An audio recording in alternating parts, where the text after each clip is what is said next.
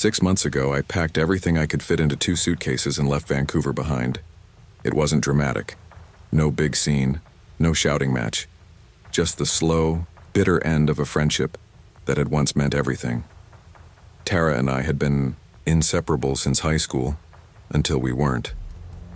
There was betrayal, manipulation, a final argument that left us both raw and resentful. I needed a reset, and Toronto felt far enough. Now I live in a cramped, drafty apartment in the Junction Triangle. My job in marketing is the kind where you work long hours for mediocre pay, constantly terrified of making a mistake big enough to get fired. But it's something, a routine, a place to start again. Running became my lifeline. High Park was close, quiet in the early hours, all mist and cold air and crunching leaves. I liked the way it made me feel grounded. Each step cleared out the noise. It wasn't about being fast, just forward. That's where I first saw her, Lena Dawson. She passed me like I wasn't even moving. Long legs, perfect stride, sleek ponytail bouncing behind her. Her running gear looked expensive, coordinated. She didn't sweat like the rest of us. At first, I thought she was just one of those morning regulars I'd never noticed, but then, one morning, she slowed down. "You're getting better," she said. Her voice was smooth, confident. "But your form's off. You'll wreck your knees." I smiled, unsure if it was a compliment or criticism. "Oh, thanks," she grinned. "I'm Lena." That's how it started. A casual run, a quick chat, no pressure. But something about her pulled me in, and I didn't see the warning signs. Not yet. The next week, Lena started showing up more, often. At first it seemed like coincidence, her route happened to cross mine. But eventually we were running together regularly. Mondays, Wednesdays, Fridays. Same trail, same pace. She always showed up right on time, already stretching like she had been waiting. She was magnetic in that way some people are. Funny, sharp, like she had the cheat codes for life. I was awkward in comparison, still figuring out how to fit into this new city. I liked being around her. She made things feel easier. "You should run faster," she told me once, flashing a teasing smile. "I bet you could keep up if you dropped a few pounds." I laughed, half unsure if she was joking. "Gee, thanks." She shrugged. "Just trying to help." She always knew the right advice, what to eat, which muscles to target, the best trail shoes. And honestly, I listened. It felt good to have someone care enough to notice, even if her words stung sometimes. She'd text me randomly, throughout the day, articles on discipline, links to workout gear I couldn't afford, budgeting apps with titles like "No Spend, No Problem." "You don't need to buy coffee," she told me one morning. "You're just addicted to the idea of treating yourself." She made it sound like she was looking out for me, like she saw my potential when no one else did. I started turning down happy hour invites with coworkers. I didn't have the energy anyway. Lena called them distractions. "They're not your real friends," she said. "They don't push you to be better." And part of me believed her, because who was I really, without someone else showing me how to improve? Things started shifting in small, almost invisible ways. It was a Friday morning when I found her waiting at the corner by my building. "You didn't answer my text," she said. "Thought I'd just meet you here." I hadn't told her where I lived. I felt a pinch in my stomach but tried to shake it off. "Oh, yeah. Sorry, I slept through it." She waved it off like it wasn't weird, but I couldn't stop thinking about it. That night, my phone buzzed at 3:07 a.m., a missed call from Lena. No message. When I asked her about it the next day, she laughed. "Wrong number," she said, but then she showed up again, near the steps of my building. No jog this time, just standing there with her phone in hand. "Just passing by," she said, like it was perfectly normal to pass by someone's place before dawn. My sister Priya came to visit the following weekend. Lena met her briefly at a cafe, and the moment she walked away, Priya leaned across the table and whispered, "That girl's copying you." I frowned. "What are you talking about?" "Hair, shoes, even how she talks." "It's creepy, Maya." I told her she was overreacting. But later that night I scrolled through Lena's Instagram and saw it. The same haircut I'd gotten the week before. Same color too. Identical. I didn't sleep much that night. The next morning, Lena sent a text. "Lena, you didn't run today. Slacking again?" The message hit like a punch. How did she know she was watching? I was sure of it. I tried to create space, cancel a run, take a different trail, but Lena always found a way back in. One morning, she knocked on my door at 6 a.m. unannounced. "You okay?" she asked, peering into my apartment like she owned it. "You've been acting weird." I made up an excuse. Work deadlines, headaches. She didn't buy it. Then came the final straw. At the office, my boss called me in. "Maya," he said, "if you need time off, just say it. Your friend seemed pretty worried." My throat went dry. "Friend?" He nodded. "Lena Dawson? She called, said you've been under a lot of stress." I hadn't given Lena his number. I hadn't even told her his name. That night, I blocked her on every platform, deleted her contact, locked the door, drew the blinds. For 2 days, I heard nothing. Silence, finally. Then, unknown. Number. "You're really going to ghost me? After everything?" My stomach flipped. That same day, I noticed my spare apartment key was gone from the drawer where I kept it. A shadow moved past my car window as I got in that evening. No face, just a figure. Watching. I didn't wait. I called Priya. By the weekend, she had flown in, helped me install cameras, changed my locks, sat with me while I filed a report. She hasn't done anything illegal, the officer told me, scribbling on a clipboard. But keep the messages. If it escalates, we'll have it on record. He meant well, but it didn't make me feel any safer. I didn't know what Lena wanted, but I knew what she'd taken: my trust, my space, my silence. I stopped running in High Park. Too many memories there. Too many corners where someone could hide. Instead, I joined a gym. Fluorescent lights, loud music, people everywhere. It wasn't peaceful, but it felt safe. A month passed without a word from Lena. Slowly, I started breathing again.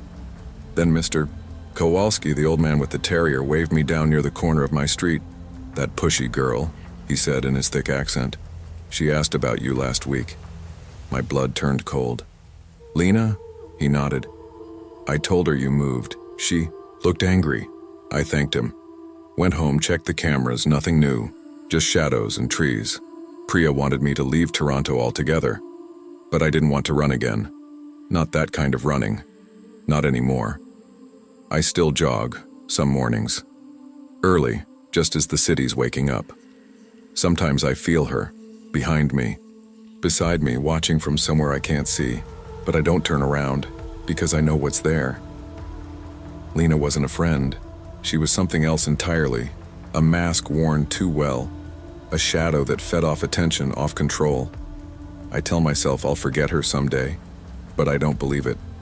Some people leave fingerprints in your life. Others leave bruises. And then there are the ones who wear your reflection until you can't recognize yourself anymore. If you ever meet someone who shows up too often, says all the right things, and knows just a little too much about you, run. Not for your health, for your life.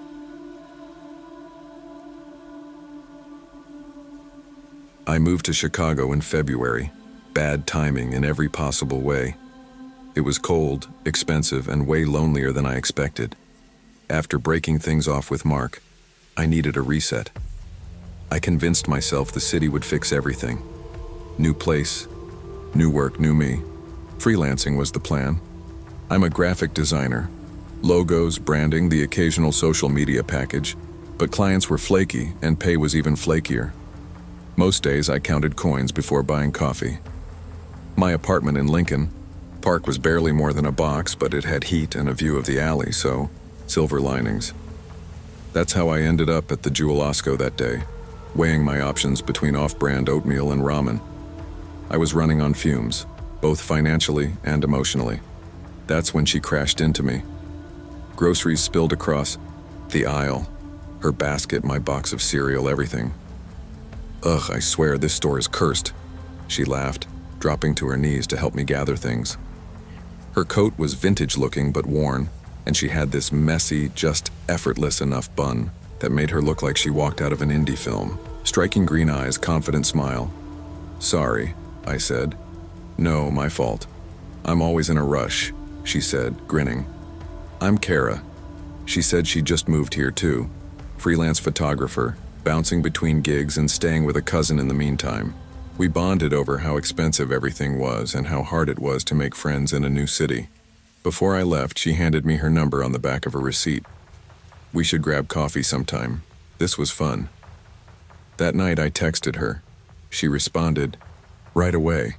It felt like maybe things were finally turning around. We got coffee that weekend, a tiny place with lopsided chairs and burnt espresso. She ordered a black coffee, no sugar, no milk, said she hated fancy nonsense. I liked her immediately. She talked fast, hands always moving. Her laugh was big, unfiltered. She asked questions, lots of them, about my job, my ex, my family. I didn't even notice how much I was telling her until we'd been sitting for over an hour. She told me about her own mess, how she left a toxic relationship, how she was crashing with her cousin, but it was tense, not permanent. I nodded like, I understood because I did. That need to escape, to start again. It made me trust her. Week 2, she bumped into me at the gym I barely used. "Small world," she said, already in leggings and a sports bra like she belonged there. We ran into each other again, at a bookstore, a diner, a CTA stop. She always acted surprised, but it started to feel planned. Still, I liked the attention. Freelancing from home meant I went days without real human interaction. Alex, my best friend, was swamped in med school, and everyone else I knew was somewhere else. Week 3, she showed up at my door with a bottle of wine. "Hope this isn't weird. I just needed out of that house. It wasn't weird. Or maybe I didn't let myself think it was." We sat on my old futon, drank cheap red wine, and complained about life. She made me laugh. She made me feel seen. So when she asked if she could crash just one night, I didn't hesitate. She sounded scared. What kind of person turns someone away when they're scared? It was a Thursday night when she called, 1:12 a.m. I remember the exact time because I was half asleep and my phone lit up like something urgent. "Hey," I mumbled, voice scratchy. Her voice cracked through the speaker. "He showed up at my cousin's. I can't go back there. I don't know what to do." I sat up. "Who?" "My ex. He found me. I don't feel safe." I didn't think. I just said it. "You can stay here, just for the night." She showed up in 20 minutes with a worn duffel bag and red-rimmed eyes. I offered her the couch, some tea, but she just asked for a blanket and curled up without another word. I didn't sleep much after that. My apartment felt smaller with her in it. Not unsafe, just crowded. The next morning I made coffee. She was cheerful, almost glowing. "I can't thank you enough," she said. "You seriously saved me." She stayed while I went to a client meeting. I left her the spare key, just in case she needed to go out. It wasn't until I walked back, through the door around 4 p.m. that I realized something was wrong. The lights were off. The front door was slightly ajar, and everything was gone. My laptop, my camera, the necklace my grandmother gave me, all missing. The duffel bag she'd brought, still there, empty. Just a rolled-up hoodie and some crumpled tissue. But the spare key, still sitting neatly on the counter. She wanted me to know it was her. She wanted me to understand that none of it was real. I called Alex first. They didn't say "I told you so," but the silence said it loud enough. I thought she was in trouble, I kept repeating. She sounded scared. "Jordan, that's what they do," Alex said. "They play on empathy." I filed a police report the next morning. The officer at the front desk took my statement, then passed me off to a detective, Ruiz. Middle-aged, tired eyes, very direct. "She tell you she was a photographer?" he asked. I nodded. "She have a tragic breakup story?" "Yeah." He just nodded slowly. "Classic grift. You're not the first." Turns out Kara, or whoever she was, had no traceable name, no legit work history, No social media under the contact she gave me. Her number was disconnected by the time I'd tried. Calling again. Ruiz said these scams were becoming common, preying on people who were lonely, new, too kind to question things. She knew exactly what she was doing. She lets you think you're saving her, Ruiz said. But you're just a mark. Hearing that word, mark, made me feel sick. Like I'd been in a con movie without knowing it. Like everything from that cereal aisle to that final morning was scripted.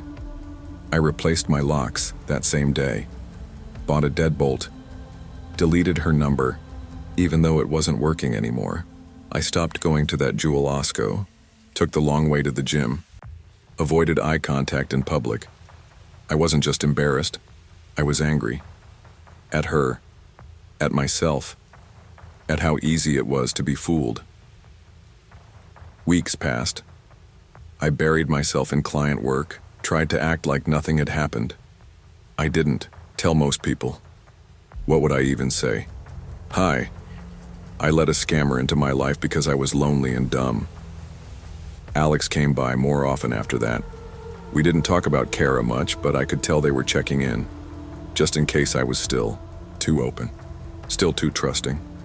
I kept replaying little things, how Kara always seemed to run into me, how she asked so many questions, how she never let me into her world. Just enough info to sound real, but always vague, always in control. The worst part wasn't the stuff she stole. It was that I thought we were friends. It was that I opened my door to someone and believed, just for a moment, that maybe kindness really was enough to build a connection. Then, 2 months later, Detective Ruiz called. Thought you should know, he said. Another case, Logan Square. Same story, same description. She's still out there. I didn't feel better. I didn't feel vindicated. I just felt tired. Since then, I've been more careful. I still talk to strangers, can't help it. But something in me shifted. I don't give people the benefit of the doubt so quickly. I ask more questions. I check receipts. Trust, I've learned, is something you build brick by brick, not something you toss at anyone who smiles at you. And sometimes, the people who seem the kindest are just the best at pretending. I was 11 the summer of 2004, the kind of scrawny kid people look past in class photos. Asthma, thick glasses, always sketching birds in a spiral notebook. I liked rules, nature documentaries, and finding cool rocks in the creek behind our duplex. Cody Brenner was everything I wasn't. Fast, tan, loud. His dad was a gym teacher and coached every sport that existed. His mom made cookies for bake sales and called my mom sweetie at PTA meetings. Everyone loved the Brenners. It started because our moms worked together at the hospital. One day, mine said, "Why don't you hang out with Cody after school? He could use a friend."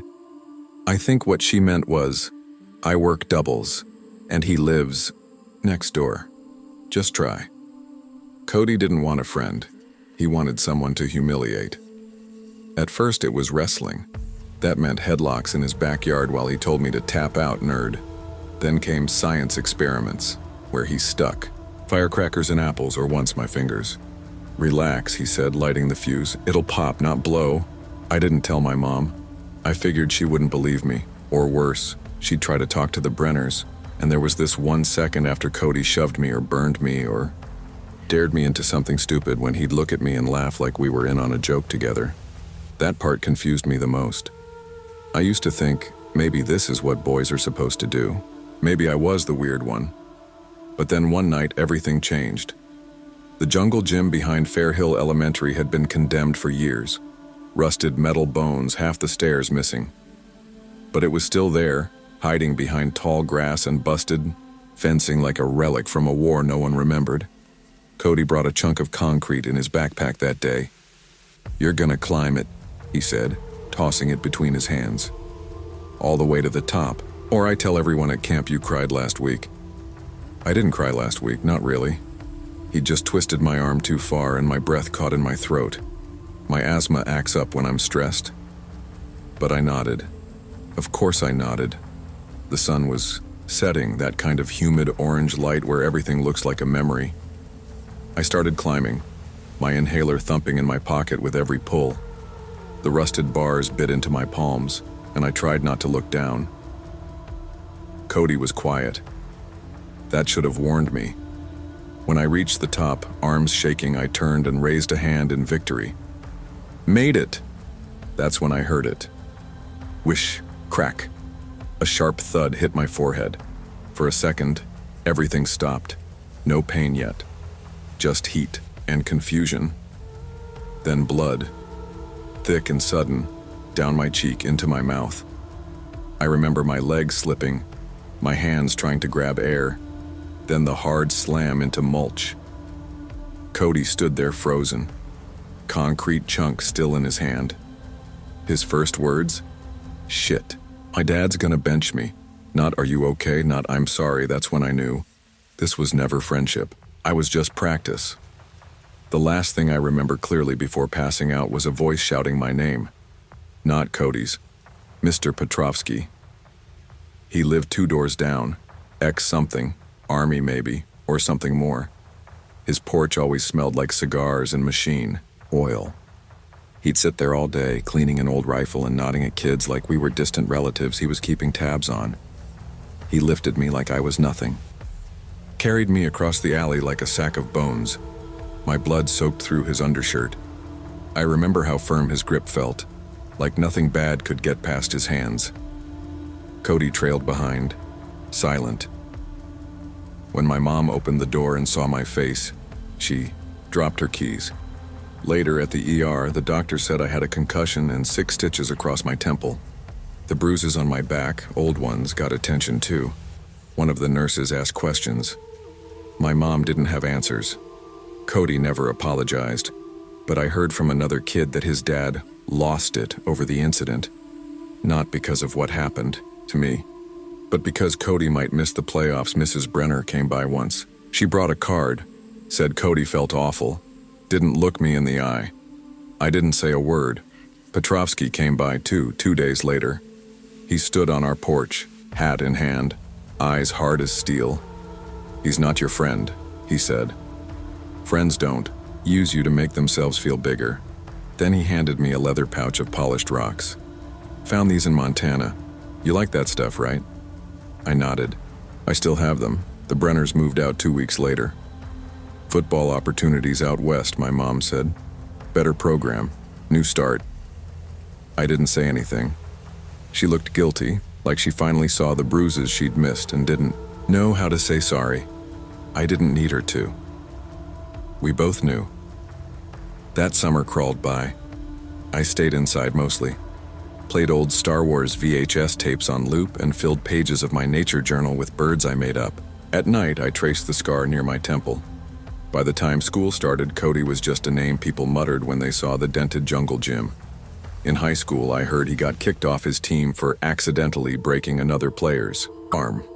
Different town, same patterns. Senior year, he showed up at our homecoming game. Recognized me right away. "Coop," he said, grinning like we'd shared ice cream and secrets. Man, we were crazy kids. He tried to hug me. I stepped back. He laughed. Still weird, huh? Still weird. That stuck. He walked away without saying anything else. And just like that, Cody was gone again. Now I'm older. I've got a kid of my own. He's small, like I was. Sensitive. Last month, he told me a boy at school called him weird, asked if he should try to fit in more. I told him what I wish someone had told me back then. Being different doesn't mean something's wrong with you. It means something's right. Never let someone convince you hurt feels like friendship. He asked if I ever had a best friend growing up. I paused. No, I said. But I had a man on a porch who knew what danger looked like. Sometimes that's enough. He didn't understand. He will one day. Just because someone smiles when they hurt you doesn't make it love. Real friends don't test your pain threshold, they protect it. Trust your gut. And teach your children the same.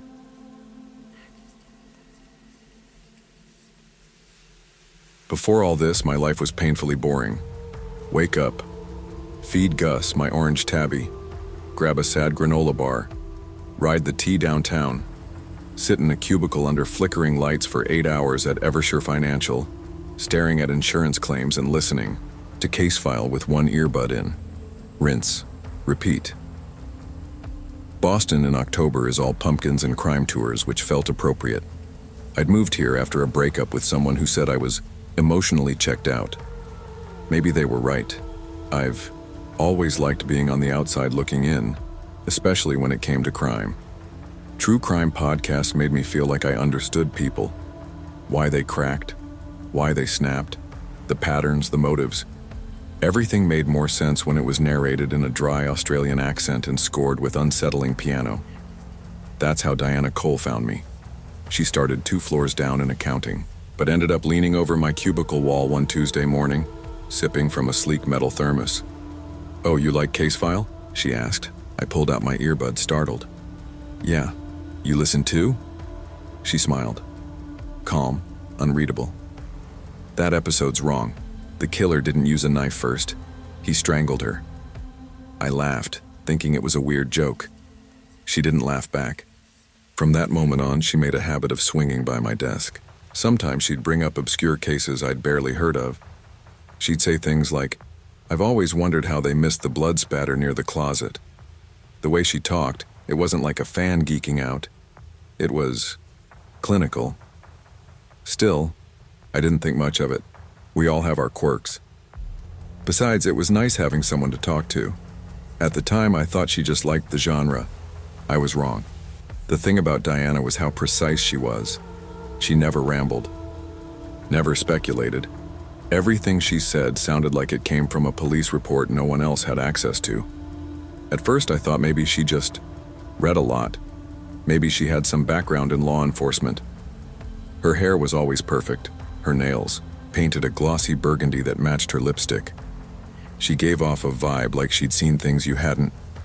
One Friday, she brought me a manila folder at lunch. "Look through this," she said, placing it on my desk like it was normal. "Tell me what you think." Inside were printed case summaries, mostly cold cases. Murders from New England over the last 2 decades. Some I recognized from podcasts, others, not at all.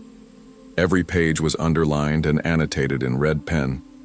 Circles, notes, question marks. She wrote things like "too clean" and "where's the blood trail" and "strangled, not stabbed, red autopsy." "This is intense," I said. Diana tilted her head. "You don't think about what's missing in the official story?" I shrugged. "Not like this." She smiled barely. "That's the problem. No one does." That weekend I barely slept. I kept thinking about how confidently she rewrote narratives, like she wasn't guessing, like she knew. I started Googling some of the cases. Some were too obscure to be in the public record. I couldn't even find articles. Then Monday came and she didn't show up. When she returned the next day, her eyes looked brighter than usual. Energized. "Had to help a friend with something," she said. That night, the news ran a story. Cold case arrest in Revere. Woman found with evidence no one could explain. Anonymous tip led them to the scene. A matchstick was mentioned, so was the red pen. I started eating lunch in my car after that. Something about Diana wasn't adding up. I couldn't shake the way she said "strangled" that first day. Or the folders. Or how she never seemed to blink. I didn't know if she was a true crime fanatic or something else entirely, but I didn't want to find out. Then, one Thursday afternoon, she stopped by my desk like nothing had changed. "You still thinking about the Revere case?" she asked. I forced a laugh. "Yeah, I guess. Wild coincidence." Her mouth curved into something that wasn't quite a smile, not if you were paying attention. I pretended to have a phone call. She walked away. An hour later, a woman in a leather jacket and sensible shoes approached my cubicle. She flashed a badge. "Detective Velez, Boston PD. Got a minute?" Ow. Stomach dropped. "Sure," I croaked. "You're friendly with Diana Cole?" she asked, tone casual but sharp. I hesitated. "Co-workers, not close." She slid a photo onto my desk. Crime scene. A dimly lit bedroom. Blood smeared across the floor. A single matchstick balanced on the edge of the nightstand. "You ever seen this before?" I looked at it too long. then shook my head. No. What's this about? Detective. Velez didn't blink. You seem like a smart guy, Mr. Rivera. Be careful who you trust. When she left, I stared at the photo again. I'd seen that room before, not in person. Not on the news. It had been in Diana's folder, circled in red. That night, I blocked her number. I locked my apartment windows, which I hadn't done in months. Changed my morning route to the office. Turned off location tracking on my phone. I even told HR I needed to start working from home for health reasons. And I started applying for jobs anywhere but Boston. The next morning, Mark, our office wise-ass, texted me, "Dude, Dexter just got walked out by cops. Whole floor watched." Didn't reply, I couldn't. My hands were shaking too much. The rest of the week ever sure buzzed with gossip. Someone said Diana had lied about her identity, that her real name was Danielle Reeves, that she wasn't just a suspect in one case, but 3. New Hampshire, Connecticut, and now Massachusetts. Always nearby, always watching. Her signature? A matchstick, left behind like punctuation. I kept replaying every conversation we'd had, wondering if I'd missed something, wondering if she had wanted me to see more, to test me, groom me, or maybe to confess. She'd never said anything outright, but that's what made it worse. She never had to. By Halloween, I'd quit. No notice. Just a resignation email and a cleared-out desk. Gus and I moved to a quieter part of Providence. New job, new apartment, no more true crime podcasts. I deleted them all. But the silence? It's worse. Sometimes I think I hear her voice. In it, still calm, still careful, still smiling. They called me in for a formal statement 2 weeks later. Detective Velez laid it all out. Danielle Reeves wasn't just a fan of crime. She was a name that came up in cold cases all across New England. Her aliases, her weirdly accurate details, her uncanny timing. But they had no proof, just breadcrumbs. "She ever give you anything physical?" Velez asked. "A file? A gift? Anything?" I told her no. And it was the truth. She'd only given me stories, and those stay with you longer. After that, I tried to forget. I really did. I focused on the new job, bought a second cat so Gus wouldn't be lonely. I stopped watching crime shows, stopped reading Reddit threads, started jogging, even though I hate jogging. But every now and then, I hear a case mentioned, on knees, the radio or a headline online. A woman, dead. Details eerily familiar. No suspects, no matchstick this time. But I still wonder, did she do it, or did she just wish she had? Maybe that's what scares me the most, not knowing whether Danielle, was a killer, or just someone who got so close to the edge that she took people with her anyway, obsessed with the darkness until she became part of it, and maybe I was just lucky enough to step back in time. There's a difference, I've learned, between people who are interested in evil and people who live in it like it's a second skin. Now I double lock the door. I don't answer unknown numbers. I tell myself the silence is just peace. But sometimes I dream of her voice again, still calm, still correcting the story. And in the dream, I never wake up in time. Before Evan Park, I kept my world simple. School, work, sleep, repeat. My off-campus apartment smelled like instant ramen and old socks, and my social life was mostly pings from Discord. Between my part-time job at the campus IT desk and back-to-back CS classes, I barely had time to breathe, let alone meet new people. When Dr. Hassan emailed me about tutoring a transfer student, I almost said no, but she dropped that flattering line, "You're the top performer in class." Flattery worked, and I needed the extra cash. Evan was quiet the first time we met.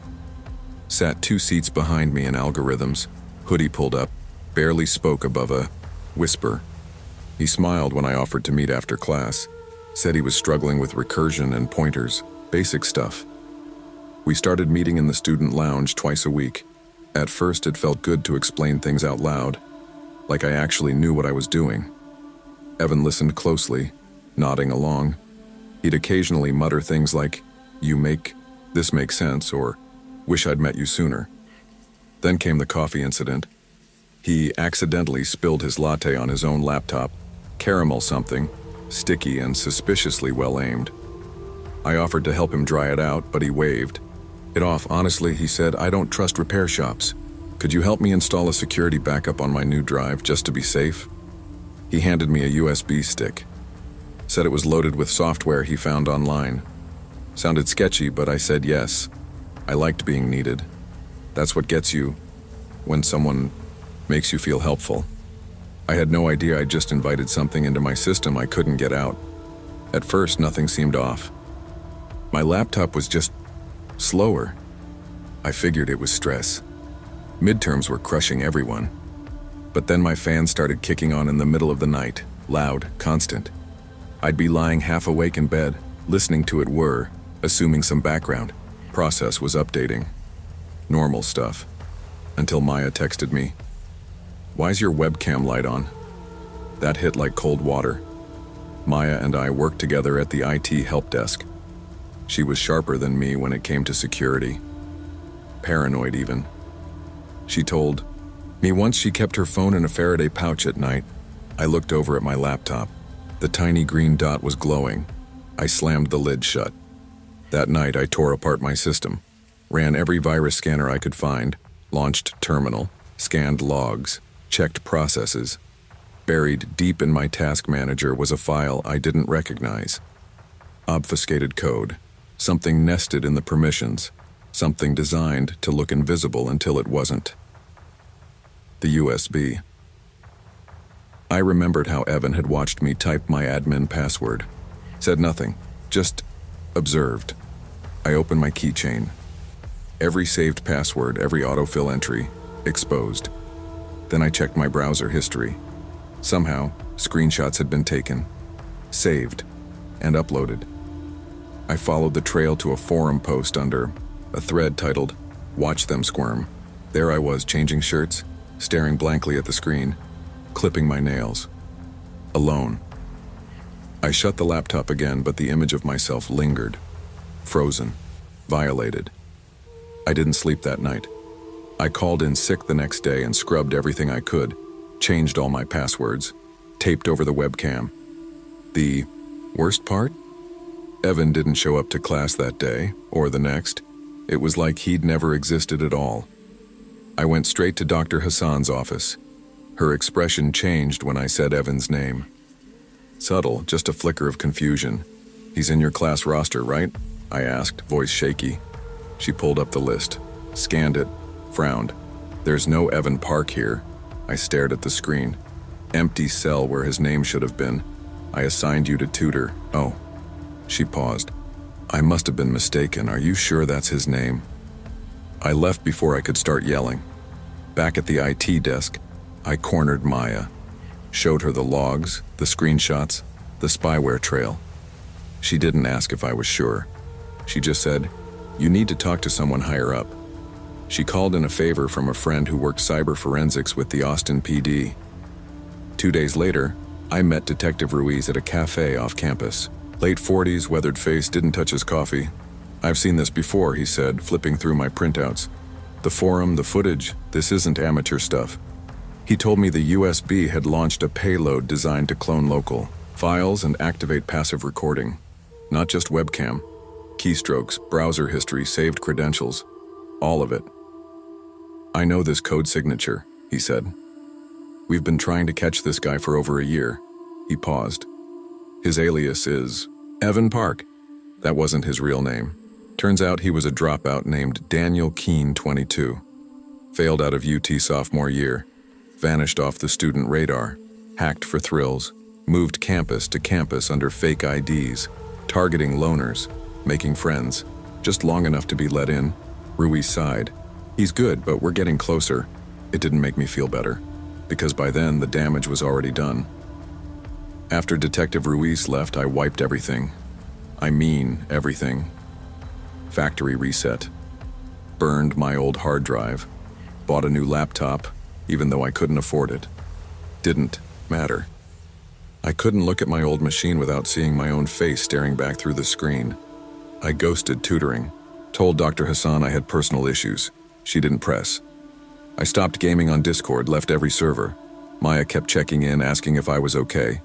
I kept saying I was. I wasn't. It's not just the footage or the forum, it's what it did to my brain. I'd walk into rooms and instinctively scan for cameras. I'd flinch every time my phone buzzed. I deleted all my social media and switched to a flip phone for 2 weeks like I was living in 2004. And the worst part? A guy named Alex. Sweet, soft-spoken, sat next to me in operating systems, asked me out for coffee. I liked him, but when he touched my phone to show me a meme, I pulled away like it was fire. He gave me this hurt look like I didn't trust him. He was right. Eventually, I told him I wasn't ready to date. He nodded, said he understood. He didn't, though. Not really. Trust isn't a switch you can flip back on. Some part of me still expected Evan Daniel to message me, to say it was all a joke, that he was sorry, that it wasn't personal. But he never did. Sociopaths don't need closure. They just need access. A month passed. Then the call came. Detective Ruiz again. Voice gruffer this time, but triumphant. We got him. Daniel Keene. Picked up outside a coffee shop near Texas A&M. Another campus. Another fake name. Another USB in his pocket. Same script. Same spyware. He had 3 more victims. Ruiz said. They'd found terabytes of footage, logs, notes, like it was a hobby, an art project. Yours wasn't even the worst, he said. I felt sick. I thanked him. He offered to connect me with a campus counselor. I said maybe. I never called. Instead, I buried myself in code again. Switched to Linux. Started using air-gapped machines for anything sensitive. I even installed a webcam kill switch. I thought about pressing charges. But what would it change? The footage was still out there. Maybe buried. Maybe downloaded. Maybe just waiting to be found again. I declined Dr. Hassan's offer for extra credit. Transferred out of tutoring programs altogether. Now, I just keep my head down. Still code. Still feed Gus, my chubby cat. Still tape over my cameras. Every night before bed, I check my task manager, just in case. Because the truth is, you don't know who's watching until they stop pretending to be helpless. Not everyone who asks for help needs it. Some people just want a way in. And if you're not careful, you'll give them the key with a smile. I did. And now I don't smile at strangers. Not anymore. You ever notice how some friendships sneak up on you like stains? You don't realize how much they've soaked in until it's way too late. That was Lauren. We met freshman year in a dorm hallway. Me hauling boxes, her offering a bottle of cheap wine and that $1 million smile. She always had charm. That kind people mistake for warmth. I mistook it too. Every time she forgot to Venmo me or lost her debit card, I told myself, she's just scattered. She'd flash her phone case covered in glitter and say, "You're the responsible one, Maya. That's why we work." I wanted to believe it. I'm a first-gen kid with immigrant parents who think saving receipts is a form of religion. But Lauren made me feel looser, like maybe I didn't have to say no so often. When she suggested one last girls' trip before graduation, I was already fragile. I'd just lost my unpaid internship and found out Sally Mae wanted blood. She said she'd found a hidden gem of a motel on the coast. I should have known better. The sea view looked like a set from a movie about people who never get found. The lights flickered when we checked in. The heater wheezed like it was dying. And the motel clerk? He had yellow fingernails and looked at Lauren like he knew something, but I smiled. I always smiled. Because when someone's been your best friend for 4 years, you don't accuse them of anything. Not out loud. You just ignore the way your gut tightens when she says, "Let's not use phones this trip. Detox, you know?" And when she books a separate room, you say okay, even though it felt wrong. It was cold that night. Colder than I expected for coastal Oregon. My blanket smelled like mildew and my phone buzzed for signal like it was gasping. I lay awake, staring at the ceiling, listening to the heater rattle like it was telling secrets. I should have been sleeping. Instead, I kept replaying the weirdness. Lauren driving separately, her eyes darting when the clerk handed her the keys. Priya laughing too loud at dinner, probably nervous. Jenna didn't laugh. She just watched Lauren like she didn't trust a damn thing. At 12:03 a.m. I heard coughing, then a choking sound. I got up, feet freezing on the linoleum, and knocked on Priya and Jenna's door. No answer. At 12:10 I tried. The handle. It was unlocked. The lights inside flickered low. The beds were rumpled, Priya's side empty. Jenna was in the bathroom. Her throat was open, wide and red and already still. Lauren was on the floor nearby, sprawled like she'd fainted. At 12:17 I screamed. Lauren blinked awake too fast. What happened? She asked, voice shaky, too practiced. I ran for my phone, fumbling the passcode. 911. I barely had a signal. Then her hand shot out and grabbed my wrist. No blood on her sleeves. You were always too nice to check the fine print, she whispered. And that was when I finally saw her. Not the friend. Not the girl who borrowed my sweaters and forgot rent. The girl who took out a life insurance policy in my name 3 weeks ago. It wasn't adrenaline. It was betrayal. I broke the mirror on the sink with the back of my elbow. The glass shattered slow, like in a dream. Lauren lunged, and I swung a shard across her arm, opening a line of blood that surprised even her. She screamed, less pain than shock. I ran. The hallway light stuttered as I grabbed my coat and bolted out the side door. My boots slipped on the wet pavement. Somewhere behind me she was laughing, not the cackle kind of laugh, the low, steady, I've already won laugh. Sprinted toward the trees behind the motel. The redwoods swallowed the sky. The cold punched through my lungs. My breath turned white. There was a rustling behind the dumpster. That's where I found him, the motel clerk. His body folded, eyes open, mouth half-parted. I stumbled backward, almost slipping again. Lauren's car was gone. Her room stripped, clean. No Jenna, no Priya, no friends anymore. I reached a service road and waved down a delivery truck. The driver was young and panicked at the sight of blood. I climbed in, still clutching the mirror shard. That's how I survived. By running, by believing my fear finally instead of talking it down like I always had. Later, when the police showed up, I told them everything. They didn't believe all of it. But the insurance forms, the fake loans, her search history, that convinced them. She hadn't just wanted me dead, she wanted me gone with profit. It took weeks before I could speak without shaking. Lauren disappeared. Her laptop left behind in a rush told the real story. Searches for how to make murder look like suicide, how to destroy fingerprints, and Oregon state life insurance timelines. Jenna and Priya were found 2 days later. Their bodies staged like lovers gone wrong. The note was typed, but Jenna always wrote in block letters. Priya doodled on everything. The cops noticed. Still, Lauren was gone. Just gone. The motel clerk had been in on it. Probably for a cut of the insurance. Or maybe just loyalty to a girl who lied well. My name was on 3 student loans I hadn't applied for. The accounts were linked to old group photos and forged emails. No one warns you how slow justice moves when your villain is charming and white and missing. I moved back in with my parents. Deleted all my social media. Changed banks. Sometimes when I sleep, I hear the heater rattling. Sometimes I hear her laugh. I don't think she'll come back, but if she does, I'll be ready. Because now I understand something I didn't before. There's friendship and there's ownership. Lauren always knew the difference. I didn't. At the memorial for Jenna and Priya, someone asked me what Lauren was really like. I didn't know how to answer, so I pulled out my phone. Scrolled to the folder labeled Evidence. I showed them the bank statements, the loan approvals, the photo of Lauren holding my ID and grinning. The detective called it financial predation. I call it friendship with a knife. I didn't get to graduate with my class.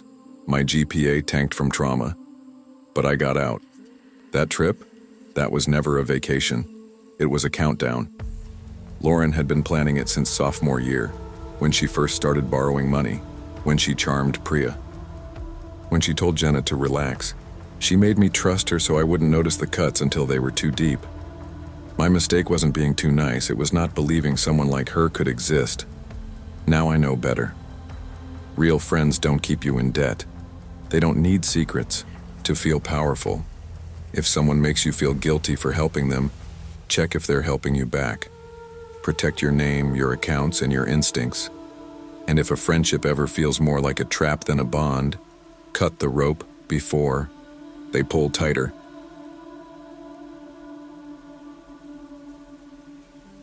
I used to think horror stories only happened to other people. The kind of people who lived near old woods or messed with Ouija boards or ignored the warnings in movies. But it turns out they can happen in Spanish class. On a gray Tuesday in late February, when your life already feels like it's falling apart. That's when Liam Vaughn showed up. I was sitting near the back like always, trying not to draw attention to myself. Ms. Alvarez was writing something on the board about verb conjugations when he walked in. Tall, pale, hunched like he didn't want to be noticed. But he was hard to ignore. He looked worn down, dark, circles under his eyes like he hadn't slept in weeks. His clothes were clean but faded, like they'd been washed too many times. "This is Liam," Ms. Alvarez said. "He's just moved here from Seattle. Make him feel welcome." Liam nodded. Once, no smile, no wave.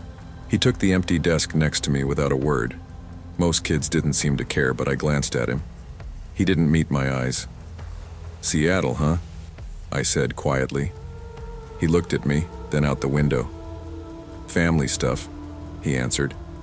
I didn't push. I knew that tone. Vague, tired, closed off. It's the tone I use when people ask about my parents, about Ryan, about why I never hang out after school anymore. Still, I found myself watching him during class. He never took notes. Just stared straight ahead. His bag looked empty. No lunch, no phone, nothing. Like he didn't plan on staying long. At first, I figured he was just shy. Now I think he was something else entirely. By the second week, I'd started drawing Liam. Not like obsessively. Just little sketches in the margins of my notebook. His posture. The way his bangs fell in front of his eyes, how he always sat too still. I told myself it was just habit. I draw what I see, but what I saw didn't always make sense. He never ate lunch. Not once. While everyone else rushed to the cafeteria or hung out behind the gym, Liam just disappeared. No one ever saw him leave.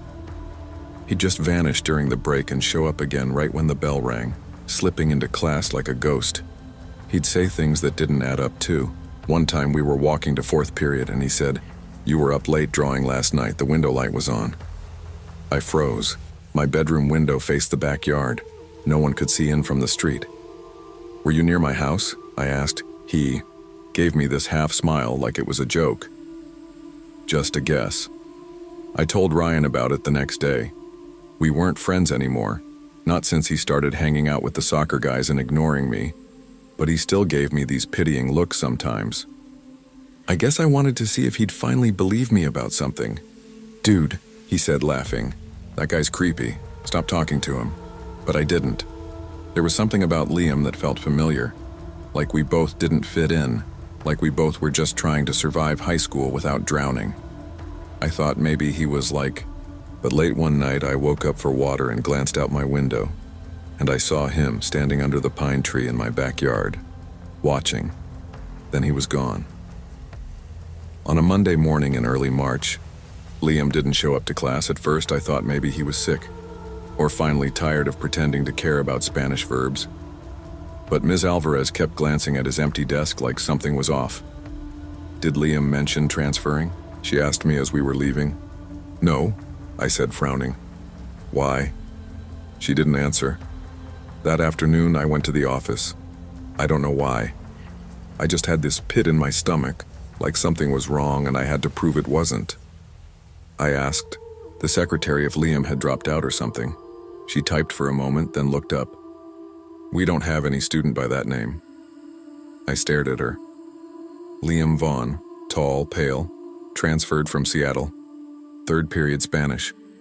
She shook her head. "There's no one by that name in our system." Back home, I searched his Instagram. Again. He had one picture, blurry and black and white, of a river or lake. No posts, no followers, just that one photo. I downloaded it and ran it through a reverse image search. That's when I found the missing persons report. A boy named Caleb Meyer, age 13, vanished from a family camping trip in Washington.